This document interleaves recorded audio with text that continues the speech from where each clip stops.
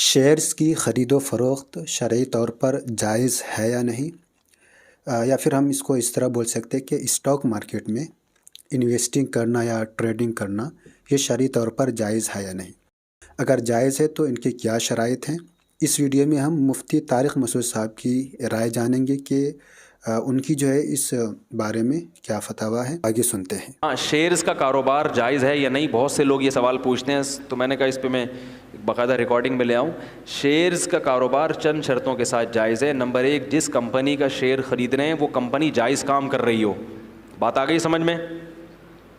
شراب کی کمپنی کے شیئرز حرام ہیں، ٹھیک ہے نا، بینکوں کے شیئرز حرام ہیں، تو جائز کام ہو، جائز پروڈکٹ ہو۔ دوسری بات یہ کہ کمپنی وجود میں آ چکی ہو، یعنی اس کے ایسٹس وجود میں آ چکے ہوں، لیکوڈ فارم میں اس کے اثاثے نہ ہوں۔ کمپنی جب وجود میں آتی ہے تو صرف پیسہ ہی ہوتا ہے، لیکوڈ فارم میں وہ یعنی گھوم رہا ہوتا ہے، ابھی ایسٹس نہیں ہوتے اس کے پاس۔ تو اگر لیکوڈ فارم میں ہے تو پھر آپ شیئر خرید تو سکتے ہیں مگر پروفٹ کے ساتھ بیچ نہیں سکتے، اس کی فیس ویلیو پہ بیچنا پڑے گا۔ جتنے کا شیئر ہے اسی قیمت پہ بیچ سکتے ہیں، اس سے زیادہ نہیں، کیونکہ اس شیئر کے پیچھے پیسہ ہے اور پیسے پہ آپ پیسہ نہیں کما سکتے۔ 1 لاکھ کے شیئر ہیں تو 1 لاکھ ہی لے سکتے ہو اس پہ آپ، ایک بھی، کیونکہ اس کے پیچھے ایسٹس نہیں ہے نا، پیسہ ہے نا اس کے پیچھے، تو پیسے تو وہ تو ایک رسید ہو گئی شیئرز کے، اتنے پیسے آپ کے کمپنی میں آپ کے ہو گئے، تو اس پہ آپ پیسہ نہیں کما سکتے، اتنے ہی پہ ہی دے سکتے ہیں، اس سے زیادہ اور اس سے کم پہ بھی نہیں، اس سے زیادہ پہ بھی نہیں۔ اس کو اصطلاح میں کہتے ہیں فیس ویلیو پہ بیچ سکتے ہیں۔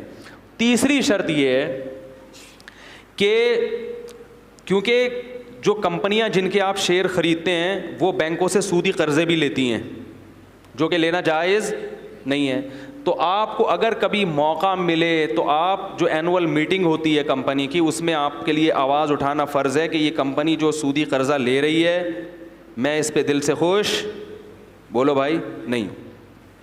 یا بینک کو کمپنیاں پیسے دے کے سود بھی لیتی ہیں جو ان کی انکم کا، بولو بھائی، حصہ ہوتا ہے۔ زیادہ تر تو یہ ہوتا ہے کہ کمپنی جہاں کاروبار میں پیسہ گھماتی ہے نا، وہاں کمپنی بینکوں میں رکھ کے سود بھی لیتی ہیں، تو وہ بھی آپ کے پروفٹ میں شامل ہو جاتا ہے۔ تو کبھی کسی میٹنگ میں آواز اٹھانے کا موقع ملے تو یہ اٹھایا جائے کہ ہم بینک میں پیسہ رکھ کے سود لینے کو جائز نہیں سمجھتے، کیونکہ آپ بھی شیئر خریدتے اس کمپنی کے شریک ہو جاتے ہیں۔ کمپنی کی میٹنگ میں آواز اٹھانے کی جو مفتی صاحب نے بات کی ہے، یہ کوئی بڑا مسئلہ نہیں ہے۔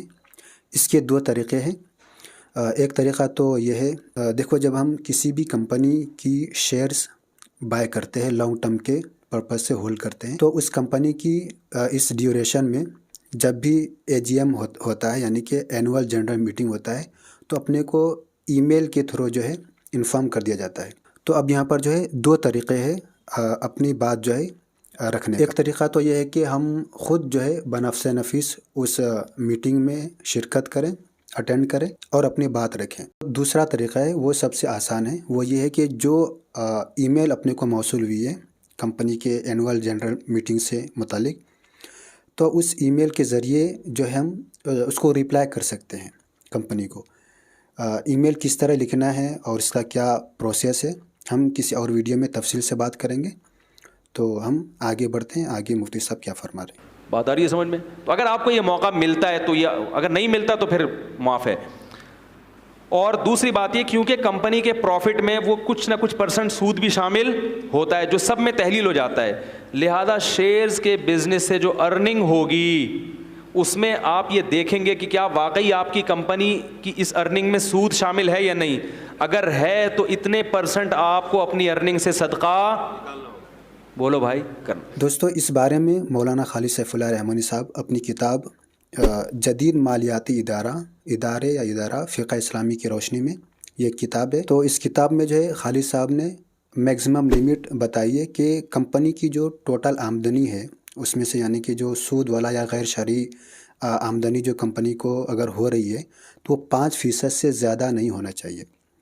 اگر 5% سے اگر زیادہ ہوتی ہے کمپنی کو تو اس میں شرعی طور پر انویسٹ کرنا جائز ہی نہیں ہوگا، یعنی کہ وہ بائی ڈیفالٹ وہ حرام شیئر ہو جائیں گا، ناجائز ہو جائیں گا۔ اور اگر صرف 5% ہے اور یا پھر اس سے کم ہے تو اپنے صرف نفع میں سے، ایسا نہیں کہ ہم نے جتنا انویسٹمنٹ کیا ہے تو وہ پورا نہیں، بلکہ اس میں سے جو اپنے کو آمدنی ہوں گی، اس میں سے جو پروفٹ ہوگا، صرف اس میں سے اپنے کو اتنے فیصد بغیر نیت ثواب کے صدقہ کرنے ہوں گے. ٹھیک ہے. مثلاً کمپنی کا جتنا پروفٹ ہے وہ پروفٹ میں 2% سود بھی آ رہا ہے, تو آپ کے پروفٹ میں سے آپ کو 2%, بولو بھائی, پروفٹ میں سے, جیسے آپ نے 100 روپے کا شیئر خرید کے 100 روپے میں 200 میں بیچا تو پروفٹ کتنا ہوا 100, تو 100 میں سے 2 روپے آپ کو کیا کرنے پڑیں گے, بولو نا یار, صدقہ, تاکہ وہ حرام جو شامل ہے وہ اس سے پاک ہو. اس ویڈیو میں ہم نے صرف کمپنی یعنی کہ شیئرز یا اسٹاک کے حلال ہونے کے شرائط کے بارے میں معلومات حاصل کی ہیں. باقی شیئر کی جو خرید و فروخت کے جو طریقے ہیں اس میں سے بہت سارے جو ہے ناجائز بھی ہے, تو اس میں کون سے جائز ہے کون سے ناجائز ہے ہم آنے والے ویڈیوز میں انشاءاللہ اس کے اوپر بات کریں گے. امید کرتا ہوں کہ آپ لوگوں کو یہ ویڈیو پسند آئی ہوگی. اپنے دوستوں میں ضرور شیئر کریں.